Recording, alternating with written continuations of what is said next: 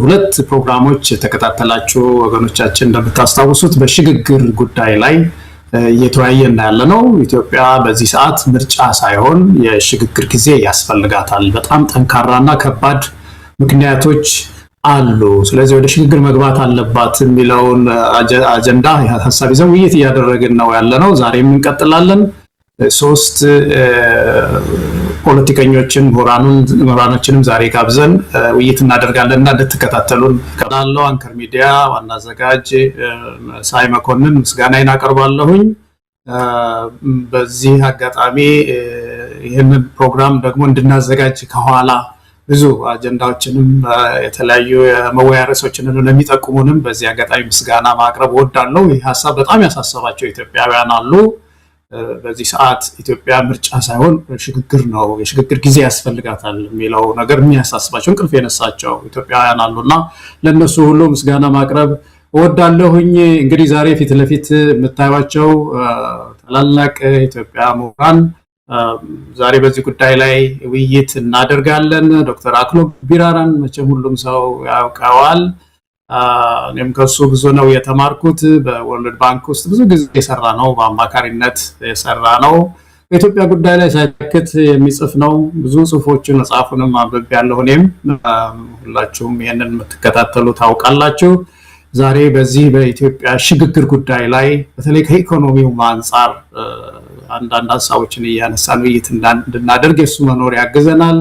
ዶክተር ኢስማኤል ቦርሴ እንደዚሁ በሚዲያ ሁላችሁ ታውቁታላችሁ። ፖሊሲ ነው የሚያስተምረው፣ ብዙ ጽፏል። በኢትዮጵያ ጉዳይ ላይ የተለያዩ ስብስቦች ላይ እንገናኛለን። በሚያቀርባቸው ሀሳቦች እውነት ተስፋ አለኝ። ኢትዮጵያ እንደዚህ አይነት ልጆች አሏት እላለሁኝ። አንዳንድ ጊዜ በጣም ብሪሊያንት የሆነ ወንድማችን ነው። ደስ ብሎኛል እሱም ዛሬ በመገኘቱ። አቶ ዩሱፍ ያሲን በተለይ ኢትዮጵያ ውስጥ በጣም ይሄ ኮምፕሊኬትድ የሆነ ጉዳይ አለ እንደምታውቁት፣ ይሄ ማንነት ጉዳይ ላይ እና በዛ ላይ ጥሩ መጽሐፍ ያየሁት የእሱን ነው። የአሰባሳቢ ማንነት በአንድ አገር ልጅነት የሚል ጥሩ መጽሐፍ ጽፎ አበርክቷል። በአፍሪካ በተለይ ቀንድ ጉዳይ ላይ ብዙ ትንታኔዎች እንደሚሰጥ ታውቃላችሁ። ዛሬም እሱ እንግዳችን ነው። እንግዲህ እነዚህ ታላላቅ የኢትዮጵያ ልጆች ምሁራን ዛሬ ይህንን መድረክ ያዘጋጀ ነው በዚህ በሽግግር ጉዳይ ላይ ሀሳባቸውን ምክራቸውን እንዲያስተላልፉ ነው። የዚህ ፕሮግራም ዓላማ አንድ ሶስት ዓላማዎች ነው ያሉት። በተከታታይ የተወሰነ ጊዜ እንቀጥላለን። በተለይ የምርጫው እንቅስቃሴ እስካለ ድረስ እንቀጥላለን። አንደኛው ዓላማው የሽግግር ጥያቄውን ክብደትና ጥልቀቱን በማሳየት ህዝባዊ ንቅናቄን ማበረታታት ነው። ኢትዮጵያ ውስጥ የሽግግር ጊዜ ያስፈልጋል፣ ምርጫ የሚፈታው ችግር ውስጥ አይደለም ያለ ነው የሚለው ጥያቄ ክብደቱ ጥልቀቱን ማሳየት ነው አንዱ እና ወደ ህዝባዊ ንቅናቄን ማበረታታት። ሁለተኛው ይህ የሽግግር ሐሳብ የኢትዮጵያን የለውጥ ኃይሎች ሁሉ አሰባስቦ ለአጭር ጊዜም ቢሆን መቼም ዘላቂ ነገር መፍትሄ በኢትዮጵያ ውስጥ የሚመጣው የሽግግር መንግስት ስላቋቋምን አይደለም። ተቋማት ስንተክል ወደ ሀቀኛ ምርጫ ስንገባ ግን የሽግግር ጊዜ መፍጠሩ በዚህ ሰዓት አሁን ይህንን ጥያቄ መሰባሰቢያ ጥላ አድርገው አሊያንስ እንዲፈጥሩ ያግዛል። ኢትዮጵያ ውስጥ ያለው የተበታተነ ኃይል በዚህ ጥያቄ ዙሪያ መሰባሰብ ይችላል። ሌሎች ጥያቄዎቻችንን አዳሪ አድርገን በዚህ ዙሪያ ተሰባስበን ግን ዋናውን ችግር ለመፍታት የምንችልበትን ፕላትፎርም ለመፍጠር ስለሚያግዘን ያንን ለማበረታታት ነው። ሌላው ሶስተኛው እፎይታ ነው። ኢትዮጵያ እፎይታና ጽሞና ያስፈልጋታል። ትንሽ ማረፍ አለባት። እች ምድር በብዙ ውጋት ተሰንጋለች። በጦርነት ተይዛለች፣ በኑሮ ውድነት ተይዛለች፣ በነዳጅ እጦት ተይዛለች። ትንፋሽ ያጣች ምድር ናት። እፎይ ማለት ያስፈልጋታል። የእፎይታ ጊዜ ትንሽ የሚሰጣት በዚህ ጊዜ ይሄ የሽግግር ሐሳብ ነው ከሚል ነው እና ይሄንን ለማበረታታት ነው የፕሮግራም የምናዘጋጀው። እንግዲህ የተለያዩ በዚህ ላይ ልምድ ያላቸው እውቀት ያላቸው የኢትዮጵያ ምሁራን እየመጡ ለተወሰነ ጊዜ በዚህ ፕሮግራም እንገፋበታለን ማለት ነው። ዛሬ እንግዲህ 3-4 ጥያቄዎችን እናነሳለን። አምስት ናቸው። 5 ጥያቄዎችን እናነሳለን። የመጀመሪያው መወያያ አጀንዳችን ኢትዮጵያ ውስጥ በዚህ ሰዓት ምርጫ ሳይሆን የሽግግር ጊዜ እንዲፈጠር የሚገፉ ብርቱ ጉዳዮች ምንድናቸው የሚለው እነዚህ 3 ምሁራን አስተያየት ይሰጡበታል። በተለይ ኢኮኖሚ ጉዳዩ ብቻው ራሱ ሽግግር ያስፈልጋል። ምንድነው ገፊው ምክንያት ከኢኮኖሚው ከማህበራዊ ጉዳይ ከፖለቲካ ጉዳይም ያዩታል። ሁለተኛው እንዴትና ለምን ነው የሽግግር መንግስት ችግር ፈቺ ሆኖ የተመረጠው? አሁን ምርጫ አይደለም የሚፈታው የኢትዮጵያን ችግር።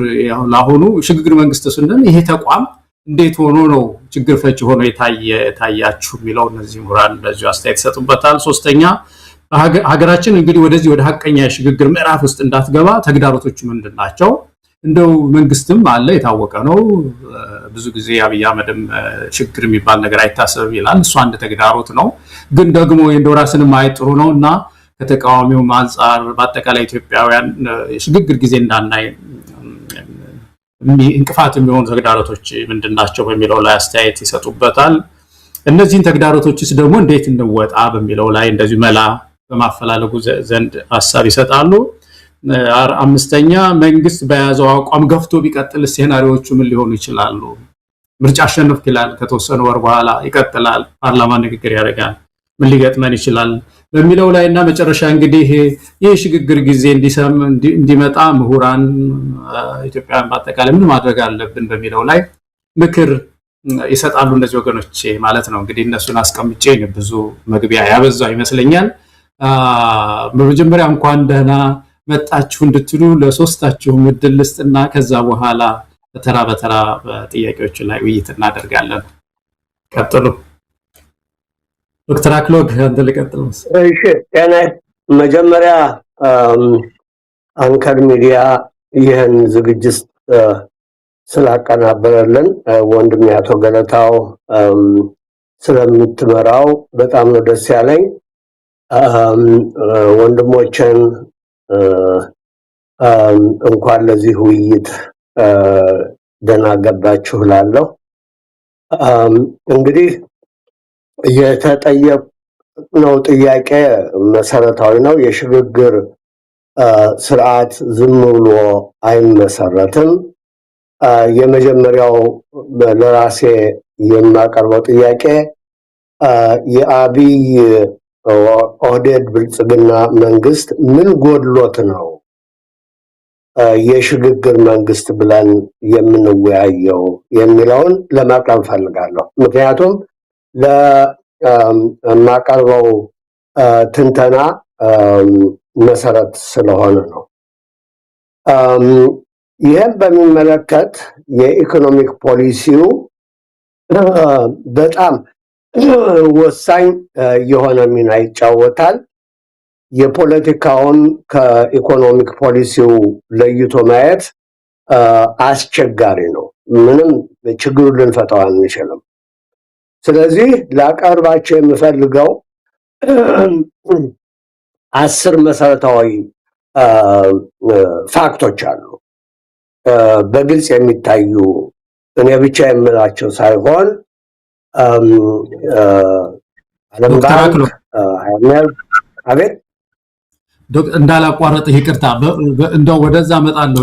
ዝም አልኩ ረጅም ጊዜ ስትናገር። መጀመሪያ ራሳችሁን ሰላም በሉና ከዛ በኋላ ሁለቱ ወደ ጥያቄዎቻችን እንገባለን ነበር ያልኩት እና ሰላም በላቸውና አድማጭ ተመልካቾችን ሁለቱም ሰላም ይበሉና ወደ ጥያቄ እመለሳለሁ ልልህ ነው።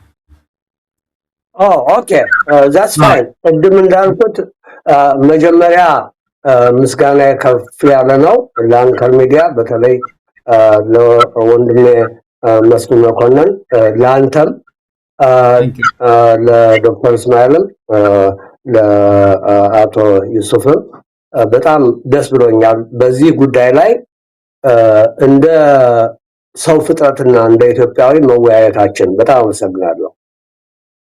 አመሰግናለሁ ዶክተር አክሎግ። ታንኪዩ ዶክተር እስማኤል። ገለታ በጣም ነው በመጀመሪያ ጊዜ የማመሰግነህ በዚህ ፕሮግራም እንደጋበዝከኝ።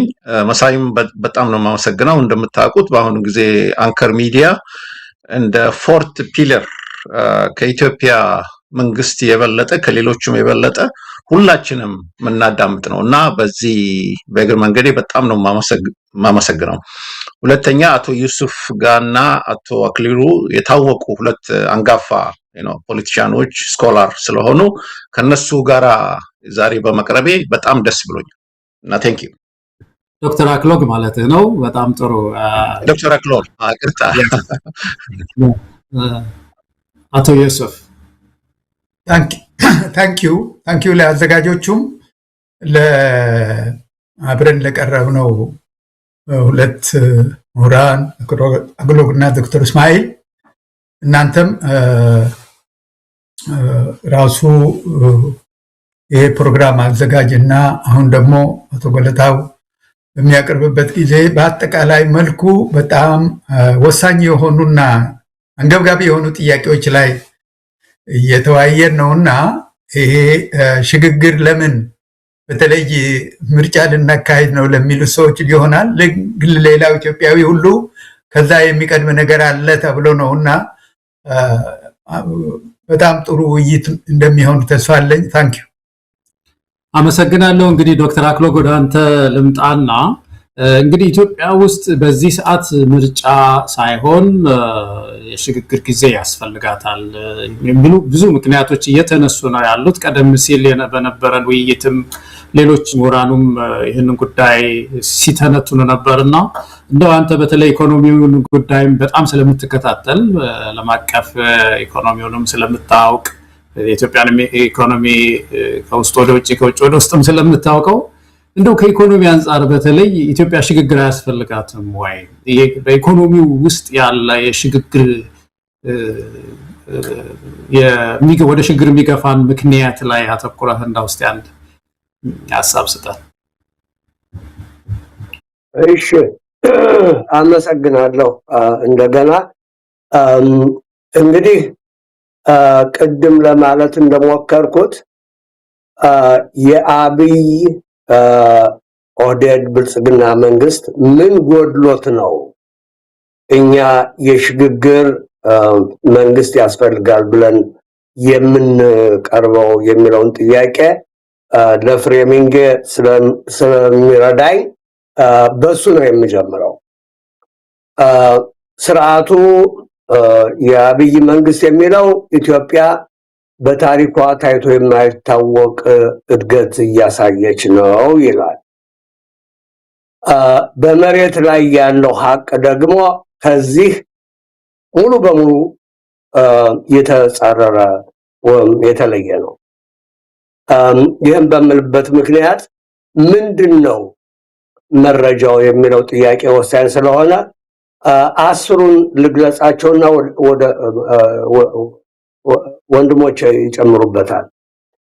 አንደኛ ይህች ሀገር በድህነት እጅግ በጣም የምትሰቃይ ሀገር መሆኗን ዓለም ባንክ ባወጣው ዘገባ የድህነት መጠን ወደኋላ አንድ ሀገር እያደገ በሚሄድበት ጊዜ የድህነት መጠን ይቀንሳል። በኢትዮጵያ ግን እየጨመረ ነው።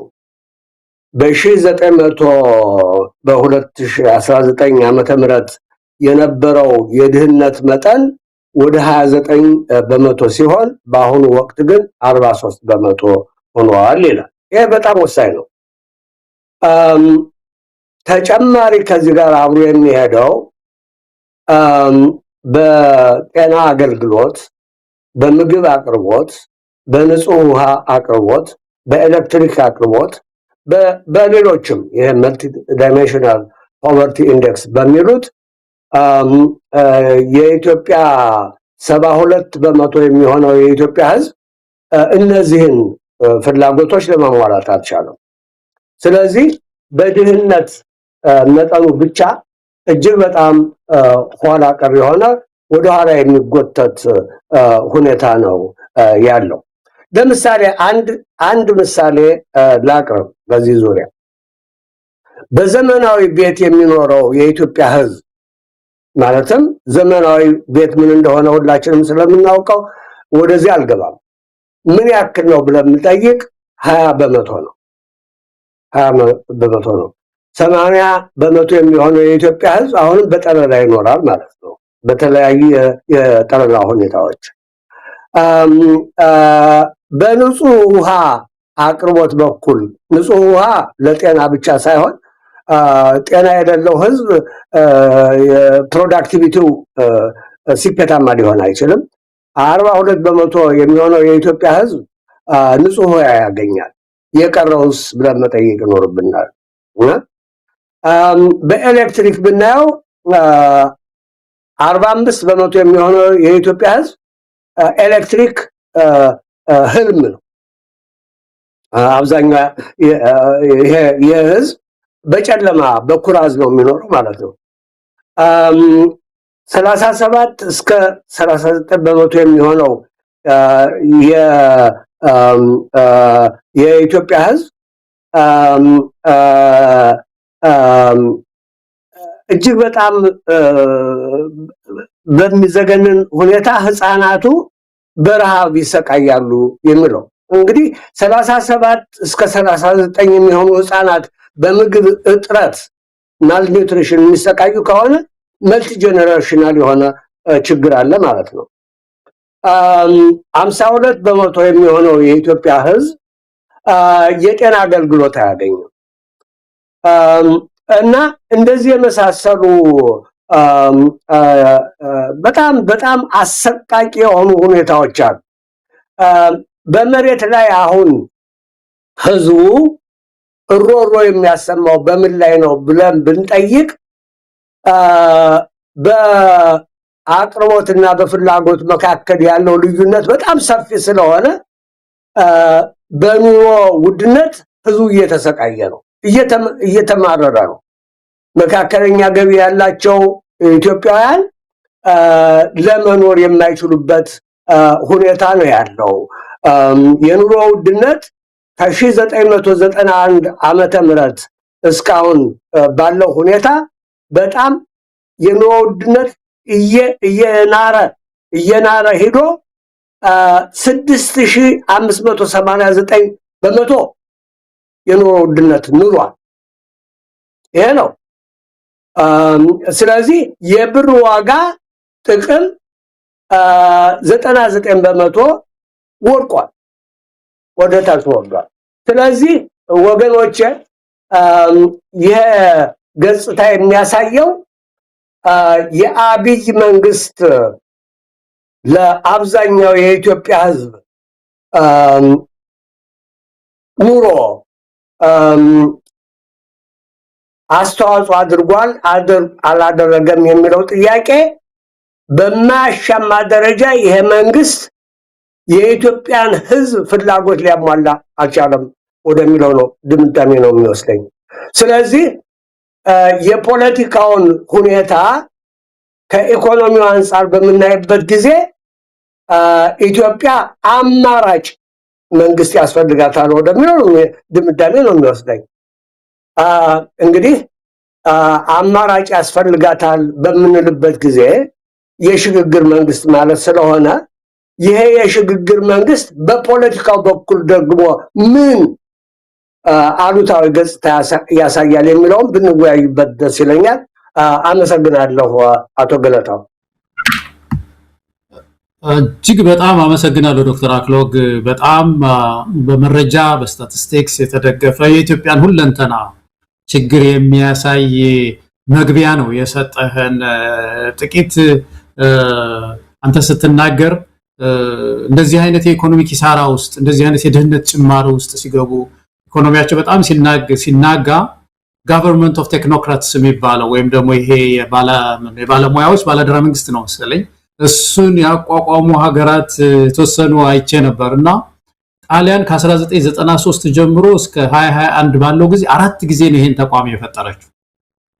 ከ1993 ጀምሮ 4 ጊዜ፣ አንድ ጊዜ የካርሎ ሲያምፒ ነው ይመስለኛል ስሙን እንዳልሳሳት ካቢኔ የሚባል ተቋቁሞ ነበር። በ1995 ላምቤርቶ ዳኒ የሚባል እንደዚሁ አንድ ካቢኔ ተቋቁሞ ነበር። በ2011 ማሪዮ ሞንቲ የሚባል እንደዚሁ አንድ ካቢኔ ተቋቁሞ ነበር። በ2021 ማሪዮ ድራጊ ስማቸውን በትክክል ጠርቼ እንደሆነ አላውቅም። እንደዚህ የሚባሉ ካቢኔዎች ጋቨርንመንት ኦፍ ቴክኖክራትስ ማለት እንግዲህ ኢኮኖሚው ነው በአብዛኛው የጣሊያን ውስጥ የነበረው ጥያቄ።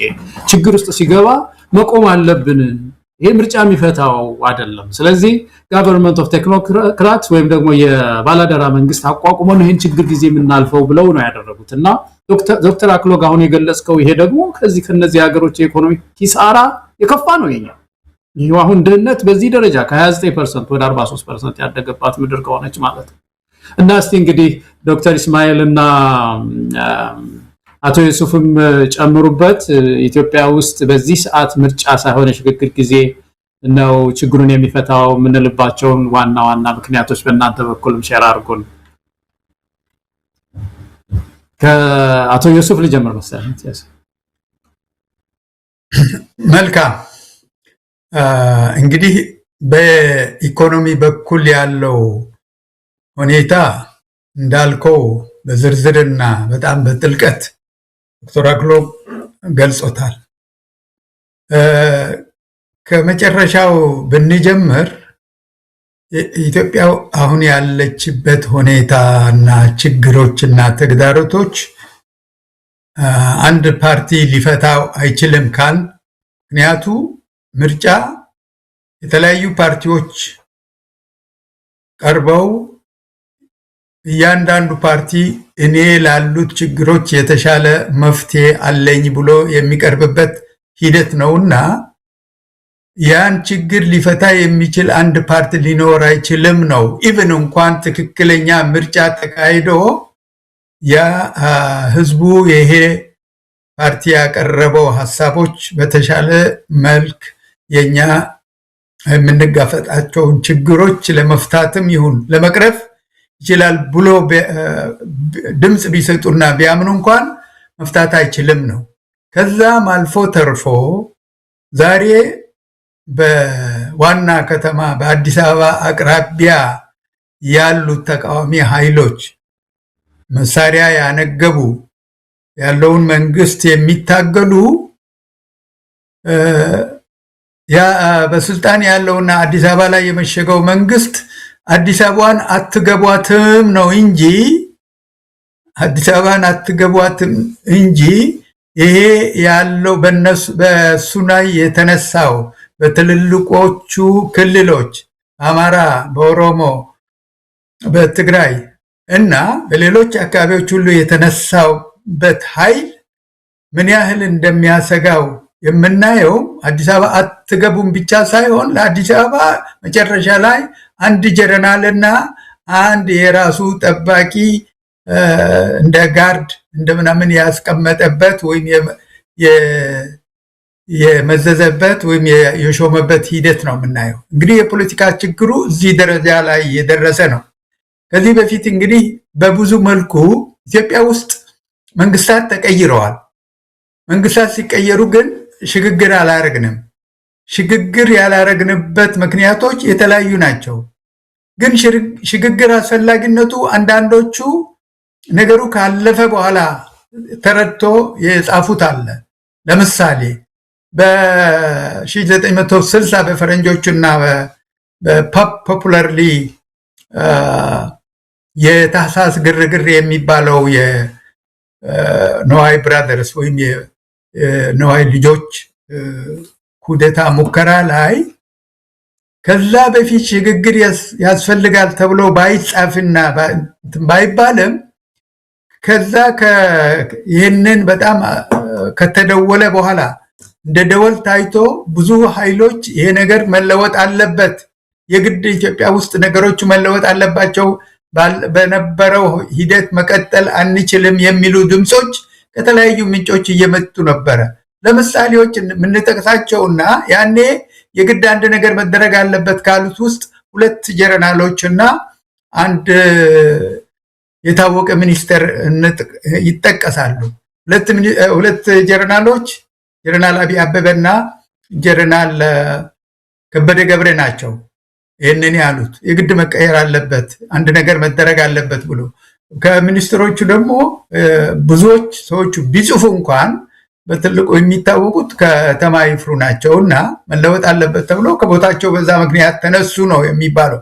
ስለዚህ ከዛን ጊዜ ጀምሮ ሽግግር ያስፈልጋል፣ ይሄ ነገር መለወጥ አለበት የሚለው እያለ በኋላ ደግሞ ከዚህ በኋላ በደርግ አመጣጥ ላይ ስናይ በኋላ ላይ በወያኔ ደርግን ሲያስወግድ በምናይበት ጊዜ መንግስታት የሚወግዱበት ሂደትና ከተወገደ በኋላ እነሱ ወደ አቅጣጫውን ወደ ፈለጉበት የሚያዞሩበት ሂደት ስላየን በፊት ከነበረው እነዛ 1960 በኋላ የተጻፈው ሳይሆን ይሄ ከመሆኑ በፊት በዚህ መልክ መሄድ አለበት የሚል ሐሳቦች መቅረብ ጀመሩ ማለት ነው። ሲቀርቡ አይተነዋል። በደርግ ጊዜ እንግዲህ ጊዜያዊ ህዝባዊ መንግስት፣ ጊዜያዊ መንግስት፣ ደርግ ደግሞ ይችን ተቀብሎ ጊዜያዊ መንግስትማ ያውላችሁ ብሎ በራሱ ሂደት ጊዜያዊ ወታደራዊ መንግስት ብሎ ነው የመሰረተው። እነዚህ ያን በምናይበት ጊዜ ይሄ ሁሉ ጊዜ ሚስ ያደረግነው ከኢንስታቢሊቲ ወደ ስታቢሊቲ የሚያሸጋግር ድልድይ መኖሩን ተረተን ግን ማድረግ ያልቻልነው አንድ ሆምወርክ ነው። ያን ማድረግ ባለመቻላችን ሁሉ ጊዜ እዛ ነው ምንረግጠው። ወይም ደግሞ አንዱ ኃይል መጥቶ ያ በትክክል በመስመር መሄድ የነበረበት የሽግግር ሂደት ያስተናክለዋል ወይም በራሱ ሂደት ያስኬደዋል ማለት ነው። ወደ መጨረሻ አሁን የዛሬ 7-8 ዓመት አሁን በስልጣን ያለው መንግስት ወይም የመጨረሻ ላይ ምንድነው የተባለው የብልጽግና እንበለው፣ ግን መጀመሪያ ላይ ከዛ ከነበረው ስርዓት ውስጥ የነበሩ ሰዎች ናቸው የመጡት። ይህንን ሂደት እኛ የምጣንበት ሂደት ነውና ማንም ሊነቀንቀን አይችልም የሚል ሰው ነው የተተካው በዛ ቦታ። ምክንያቱ እናውቀዋለን እኛ እንዴት እንደመጣን ነው። ነገር ግን በኢትዮጵያ ውስጥ ዛሬ ያለው መንግስት መወገዱን እናረጋግጣለን እንጂ በምን መልክ እንደሚወገድ እነሱም አያውቁም፣ እኛም አናውቅም። ምክንያቱ ከዛ ደርግ የወደቀበት ሂደት ወያኔ ይለያል። ወያኔ ከወደቀበት ሂደት ደግሞ መጨረሻ አሁን ያለው መንግስት ይለያልና አሁንም ሊለያይ ይችላል እንጂ የግድ at one point of another ከዛ ከነበሩት አሁን ከምናወራቸው የሽግግር ሂደቶችና ያልተሳኩትን አይተን ይሄ ሽግግር ያስፈልጋል ብቻ ሳይሆን ያ ሽግግር ምንድነው የሚባለው የተሳካ እንዲሆን ደጋግሞ እንደሚባለው ኦል ኢንክሉሲቭ ሁሉ የሚሳተፍበት ወደፊት ሊያሸጋግር የሚችል መሆን አለበት ነውና አስፈላጊነቱ ጥያቄ ውስጥ ሳይገባ ከስህተቶቹ ተምረን የተሻለ ሽግግር እናድርገው የሚል ይመስለኛል ዋናው ጥያቄ። ታንኪዩ። አመሰግናለሁ አቶ ዩሱፍ። ጥሩ ባክግራውንድም ነው የሰጠህን ወደኋላ ታሪካችንን እንድናይ። ይህንን የሽግግር ጊዜ ነው ዝም ብለን እየዘለል ነው ሄደን እየተደናቀፍን ዛሬም እየወደቅን ነው ያለነው እና እንደገና ልናስብ ይገባል የሚለው መልእክት በጣም አስተማሪ ነው። ዶክተር ኢስማኤል አንተም በዚሁ ጥያቄ ላይ ያለህን ሪፍሌክሽን እናዳምጥ እባክህ። አቶ አክሊሉ ብራራና አቶ ዩሱፍ በደንብ አድርገው ነው ያስቀመጡት። በተለይ በኢኮኖሚ በኩል ቅድም እንዳልኩ ስገባ አንድ ዲጂታል የሚባል ኒውስፔፐር እያነበብኩ ነበር እና ምንድነው የሚለው አንዱ ወጣት ታክሲ ነጂ ነው። ዛሬ አዲስ አበባ ውስጥ የተፈጠረ ነው። እስከ 2 ኪሎ ሜትር የሚሆን ነዳጅ ለማግኘት እየተጠባበቁ ነው እና ይሄ ሰውዬ ኢንተርቪው ሲጠየቅ ምንድነው ያለው በቀን 2000 ብር ነው ማጣው $13 ነው በአሜሪካ እና ያው 2 ቀን ነው የቆዩት አለ። 2 ቀን ሌሎቹንም እንደዛ ነው እና በጣም በሚገርም ነው። ይሄ ለምሳሌ በኃይለ ሥላሴ ጊዜ ያኔ እንደዚህ አይነት ነገር ተነስቶ በአስቸኳይ ነው የወረደው እና ይሄ ራሱ በኢኮኖሚ በኩል ህዝቡን እኔ እንደሚመስለኝ ያነሳሳል ብዬ ነው የምገምተው። ሌላ ደግሞ በቅርብ ጊዜ በኢድ ለአንዳንድ ሰዎች ገንዘብ ስልክ በጣም ገረመኝ። እኔ ራሴ ያላወኩም ምንድነው ያሉኝ 100 አሜሪካ ዶላር ወደ 20,000 ብር ነው እና እንዴት ነው ዕቃ ለምናምን ስትገዙ በዚህ አንድ ነገር ውስጥ አስቀምጣችሁ ነው የምታደርጉት ብዬ ያው ስንቀላለድ ነበር እና በጣም የሚገርም ነው።